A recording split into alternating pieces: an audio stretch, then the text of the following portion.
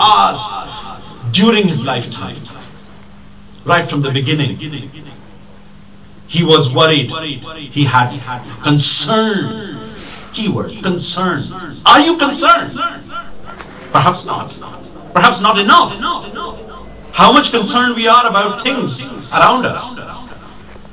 The concern of the brought up of our children, the concern of our families, the concern of our job.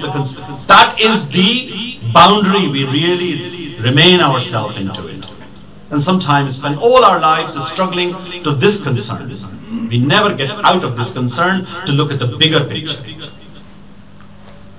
And this is the message of Imam Hussain alayhi salam has given by sacrificing. And what a detailed sacrifice he has given. These days are the early days of Safar. Another biggest tragedy in the history of Islam has taken place. Jannat al-Baqi has been demolished in these days. Early days of Safar are the dates of demolition of Baqi. Our history, the region we come from, we have a Baytul Mal, Ashra al-Baytul Mal. The entire Ashra is devoted to the destruction of the history from Medina. Across the yard from the grave of Rasulullah sallallahu alaihi wasallam is Jannat al-Baqi. That has been demolished in this days of early days of Safar. An entire body of Ahlul Bayt alayhimus salam remembers that.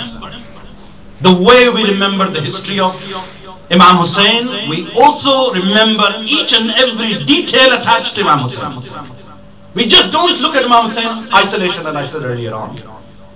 One man continue. No, it's not a one-man job. It is the entire body and what has happened after that, up to the point of the latest history. Every decade has its own history against Imam Hussain. Every decade, every life. In our lifetime we have witnessed the tragedy of latest history of Iraq. Yet at the same time you have those who have raised conscience. People like Bhai Saddiq. People like Imam Khomeini Qaddasallahu Nafsi. Those individuals have sacrificed their lives and raised the conscience of Muslims. These are the soldiers and the progeny of Rasulullah, the progeny of Imam Hussain alayhi salam, who are raising the conscience of the Imam, the people, and then the act happens. And the tragedy, if you look at it, these are the days of Safar, where the procession is passing through Karbala to Kufa. And during the journey, many incidents, many miracles happen. A small discussion, a small incident I'd like to describe you today. That when the Imam Hussein's caravan has been passing through, there were the stages by which it's gone through. One stage was the church. And a small church came along and the soldiers stopped there. They leaned the head of Imam Hussain against the wall of the church. And a lone priest came out of the church and he said, "Who are you people?"